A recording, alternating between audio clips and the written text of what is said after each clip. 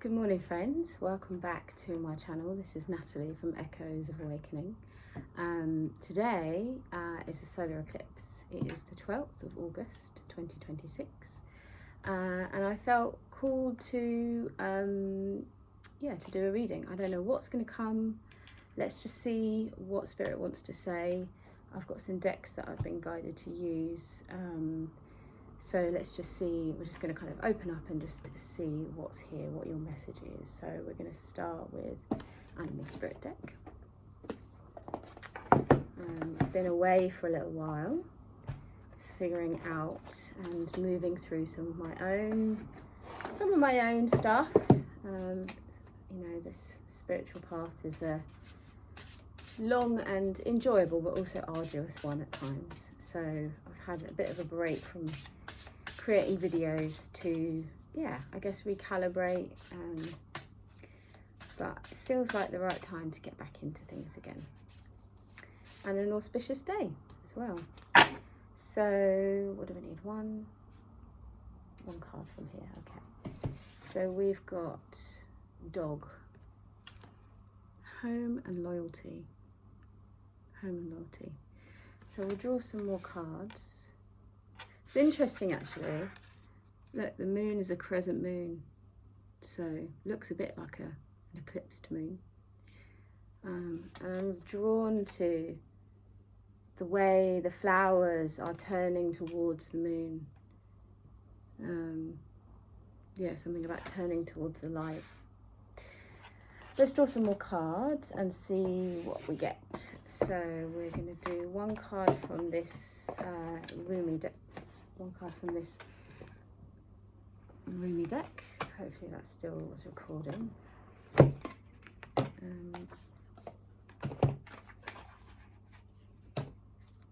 see. On the bottom of the deck it says Divine Discontent. So I think let's keep that card out actually, because and then we've also got a new gown. Ooh. Those cards feel, I'm going to stick with those two. I feel that feels about right actually. That feels right. Wow, really interesting images. Okay, so what have we got here? So far we've got something to do with home and loyalty, divine discontent, and then we've got this one here about a new gown. This feels really significant. This figure looks like she's sort of walking into the sun, this technicolored gown or cape on, and it looks like she's walking or standing where there's an audience looking at her. Something about visibility, being seen, a new beginning. It's like her light is shining on all the people around. They're looking to her. So something about stepping into your power. And divine discontent. Yeah, Spirit wants me to read the message for that one, and that might give us a good start. God, it's so hot here. Whew. In London, it's like going to be 32 degrees today, which might be cool for some of you, but London temperatures, it's unseasonably warm. Tomorrow is going to be 35 degrees, which is ridiculous. Anyway, so divine discontent, let's have a little read of this. So it says, winter falls upon us, so spring can bring new growth. Cry the tears, allow the longing. Sadness brings surrender and deep desire to be free. So,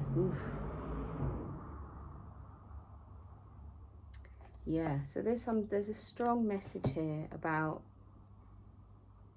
obviously something not quite fitting, there being a missing piece. But I think it's really interesting that you've got this card came before this card. So the divine discontent comes before this new beginning, this new opening up, this sort of shining your light on something. So and this is very, like, they're quite contrasting. This is really shadowy versus this one here. I'm really drawn to that.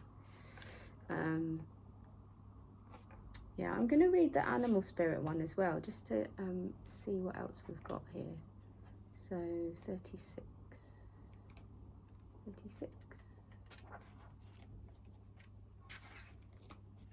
Oh, it's right at the end of the pack. That's interesting.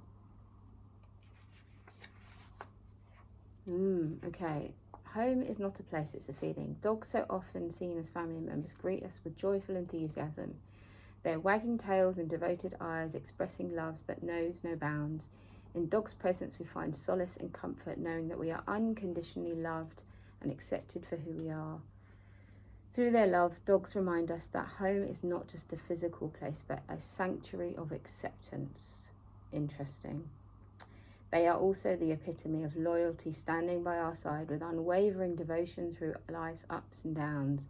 Dogs are our constant companions, offering support and companionship no matter the circumstances. So this is, the message is starting to consolidate now.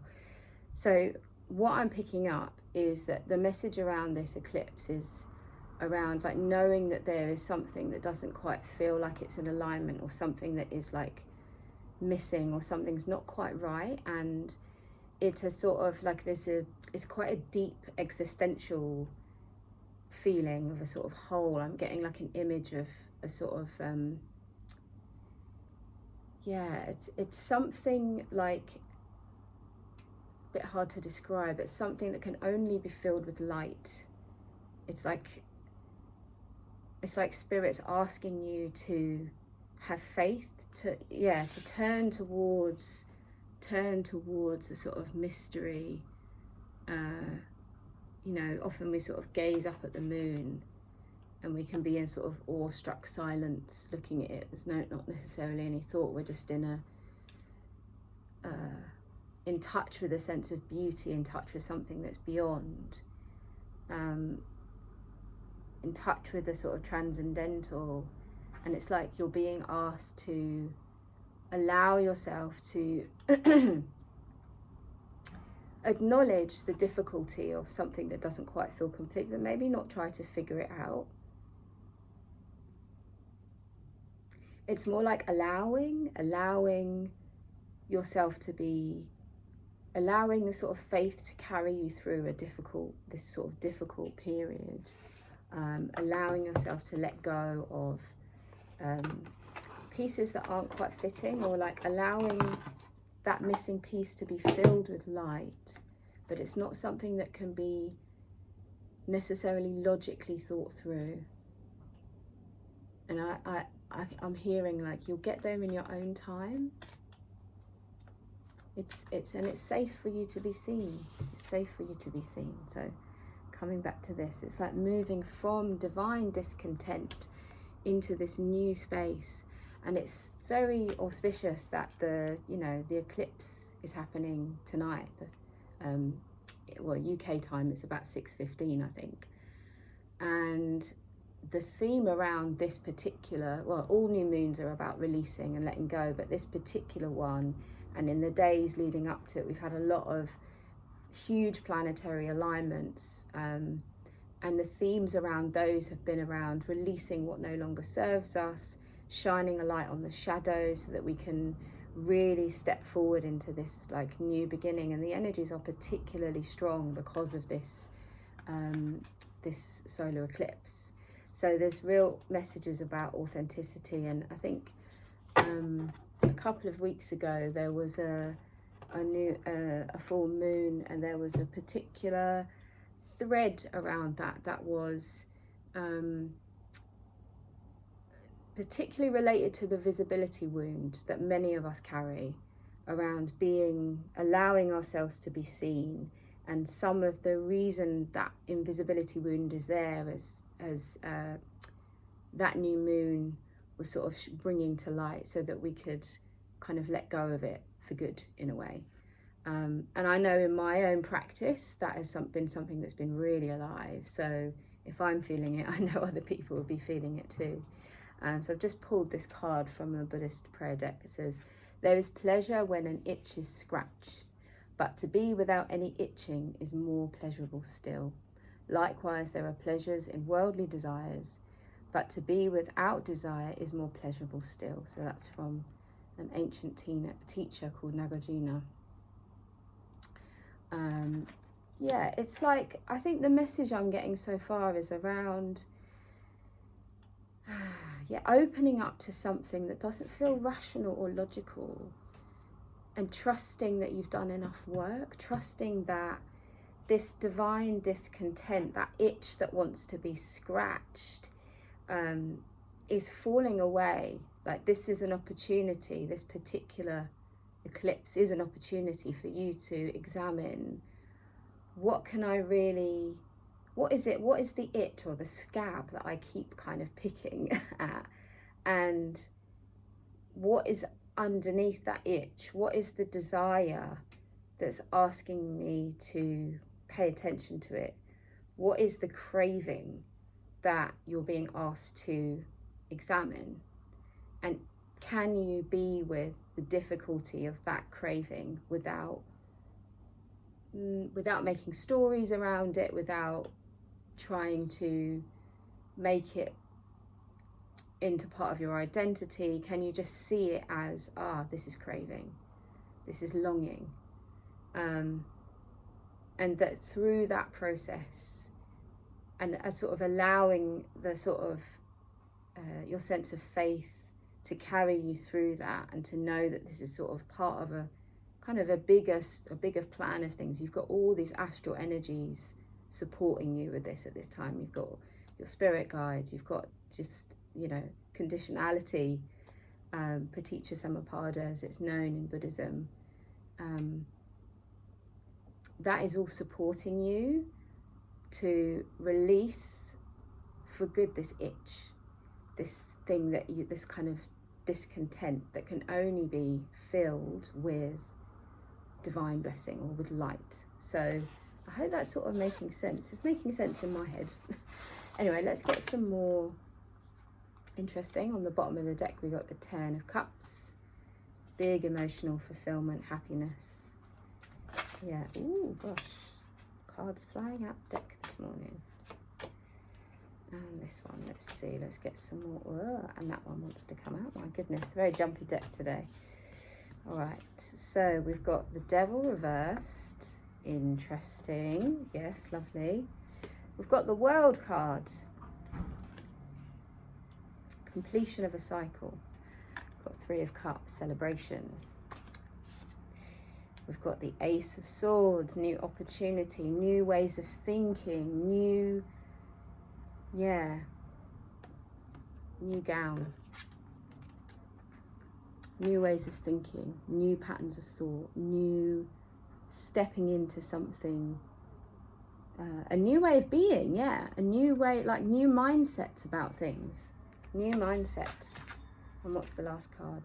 The Emperor, lovely. So about getting organized, systems, processes, stability, that's going to lead to ultimate happiness. So yeah, that is really clarifying the message for me. So this is like, the Devil is reversed, but if we look at the Devil card, you got these, I better cover those up because of YouTube rules. You've got these two figures, right? And they've got chains around their necks. They look like they're trapped, but they're not. They just need to take the chains off and walk away. So it's this thing about like feeling stuck, or perceived sense of feeling stuck. So it's reversed. We're moving out of this feeling of being stuck, that divine discontent, the ways in which we've told ourselves that we're trapped, our patterns of thinking and our belief systems that keep us small. That's what's falling away. And if we can surrender to the process, this is what I'm getting, the message is like really coming through quite strongly now. If we can surrender to the process of what is happening, what is unfolding, these insights that are coming through around, what needs to fall away, particularly in relation to being visible, whether that is, what is that about? What is the visibility piece for this collective? So yeah, what I'm hearing is like, it could be career, it could be in your sort of family life is what I was hearing, being seen in your highest state of authenticity, like being unafraid to really be who you are in its, in your fullness. if you can allow yourself to be seen, then that itch or that anxiety that's there, that kind of anxiety that's been there for a long time, that itch that just needs to keep being scratched, can finally be put down. It can really be the end of a cycle. The World card is all about endings and beginnings, and you know, this is a big thing that can be closed out for you, because I know certainly for me, somebody that has intuitive ability, somebody that has a strong Buddhist practice, someone that is leaning into these, like doing tarot, this sort of thing, energy healing, all of that more and more, there's a piece about being visible that is a bit frightening. And for people that are on that same path, on that spiritual path, finding your own way with these sorts of things, you know, there are not just reasons why that's difficult today, but there may be karmic or past life reasons why being visible is difficult or scary. And we're really being asked to let go of the mindsets and the views that stop us from putting ourselves out there. One of the big pieces of insight that's come to me recently in regard to this particular thing, which I'll share with you in case it's helpful, is around this swing that we can do between moving from a state of perfectionism to moving from a state of conceit. So when we're in a state of feeling trapped, feeling like let's hold this the right way up, feeling like we're not good enough, feeling like, you know, there are these desires, these things that we want for our lives, but we just don't seem to be able to do that. Oh, that's for other people. When we're in that state, it's a state of perfectionism. And it's almost like the stories go a bit like, oh, you might compare yourself to other people and be like, if I can see someone out there doing something that I want to do, if they're doing it really well, what's the point in doing it? Because they're doing it better than me, so I'm no good. There's just no point in trying. Or we swing between that and then the other side of that, which is conceit, which is, oh, I could do that much better than the other person. But the thing that keeps us trapped is this swinging between them and not seeing that we're swinging between this sort of state of pride and then this state of doubt. And those two things keep us staying in those narratives keeps us trapped, and we expend a lot of energy swinging between those things and taking no action. And in order to be visible, in order to share your light with the world, share your gift, share your unique talent, share the things that are really going to help people on this planet, help move this collective forward, help us to evolve as beings, to be more loving, to be more kind, to be more compassionate. We have to get out of our own way. So we've got to stop swinging between those two states. And to do that, we need to be honest about where we are keeping ourselves small, or where we are telling ourselves we're better than others, because the truth is that we're not better or worse than anybody. We're not above or below anyone. We're just unique. And even then, you know, there are similarities between. It's a paradox, so we have to let go of that.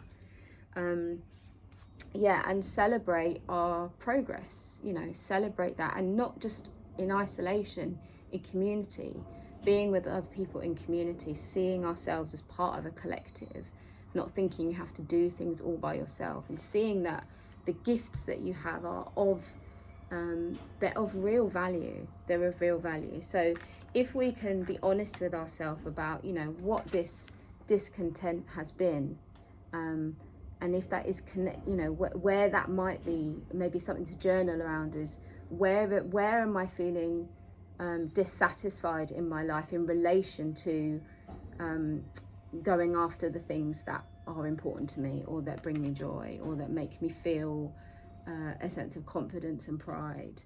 And where am I swinging between in relation to that area? Where am I swinging between a state of feeling not good enough and then a state of feeling too full of pride? You know, being honest with ourselves about that. And if we can allow the sort of timing of this eclipse, this timing of these astral energies, this timing, trust the timing of your own process and your own practice to support you with that. Trust in the divine as well. Surrender and open up to what can be healed or changed, not in a logical way, but if we can get clear about that and sort of open up, then we might find that we're much more able to move into trying on this new way of being, trying on this new gown, being a different person. I know in my own journey, certainly the last 6 months has been really intense, and I feel like a very different person to who I did 6 months ago. And the result of that is that being of service feels very different. But it does require some degree of being, of stability, of consistency, of being, taking ownership, taking control, having a sense of order. This is what the emperor's all about. You know, he sits on his throne. He knows what's happening in his kingdom. He's clear about what the priorities are. He knows how to keep things in balance. He knows how to keep things steady. He's not going to overstretch himself. He's going to have his systems, his kind of processes, his routines, ways of doing things that help to support that sense of balance and that sense of stability. And ultimately that is going to lead to this happiness, to this sense that this card, the quote from Nagarjuna that he was saying about, yes, worldly pleasures are great, but if we can let go of those worldly pleasures and stop scratching the itch, as it were, there's something far more satisfying and far more fulfilling underneath that, that will lead us to, ultimate happiness. Ultimate happiness to me in the highest sense is reaching enlightenment, which is a long way off, long way off. Many lifetimes maybe, but certainly I can strive to be happier in this life in a positive sense, and certainly I can strive to support myself to let go of the unhelpful narratives. We all can do that, and this is a good opportunity for us to do that. So okay, is there anything else we need to know? Okay, I've been told there's one more card. Let's see. Okay, I think I need a different deck, so I'm gonna go and get it, and I will just be back in a second. Okay, so I was called to use the Crystal Mandala deck by Alana Fairchild. I love this little deck. It's so sweet. Lots of lovely affirmations. So what's the final message or affirmation for this collective around stepping into their authenticity, allowing themselves to be seen? Ooh, okay. Ooh, wow. Okay. Couldn't be more fitting. So we've got, what do we got? This card, which is Goddess youuuu and stromatolite crystal, which I've never heard of. It says rare success. The emanation of my soul is unique and precious, worthy of all effort required to safeguard, heal, and empower its expression. I wholeheartedly avail myself to the sacred lineages that support my soul and dedicate myself to manifesting the legacies that inspire my spirit. I trust the greater vision the universe wishes to create through me, while doing all that is within my power to do so. I surrender myself with unconditional trust into the divine timing and the grander plan that is unfolding. Oh my word. Couldn't have been more on point there. So just a complete confirmation. Thank you, Spirit. Complete confirmation of everything that we talked about. Yes, you are precious and unique and worthy, and the gifts that you have need to be out there in the world, whatever that is for you, however that manifests, whether that is you working for a charity in HR, whether that is you being a parent, whether that is you being an artist, whatever it is, following what makes your soul come alive and trusting that you will be supported to find the expression of that in its highest form, if you can surrender to the broader plan. But part of that is allowing yourself to be visible. Part of that is allowing yourself to trust that the universe wants to co-create with you and through you. But to do that, we have to put down those unhelpful ways of thinking, be honest and clear about that, and allow ourselves to step into celebration, put on this new, try on this new identity as somebody that can create the life for themselves that they want, knowing that it can be of service, Okay, is that everything we've got for everyone today? Wonderful. Spirit says yes. Great, so thank you for joining me for this reading on the eclipse, the solar eclipse. And I hope you found this helpful. If you have found it helpful, then give this video a thumbs up. And yeah, share, I'd love to see in the comments, you know, what pieces of this reading resonated for you. And yeah, I look forward to hearing your stories, and I'll be back with another reading soon. Okay, take care and enjoy the solar eclipse if you're watching it, wherever you are in the world. Take care, bye.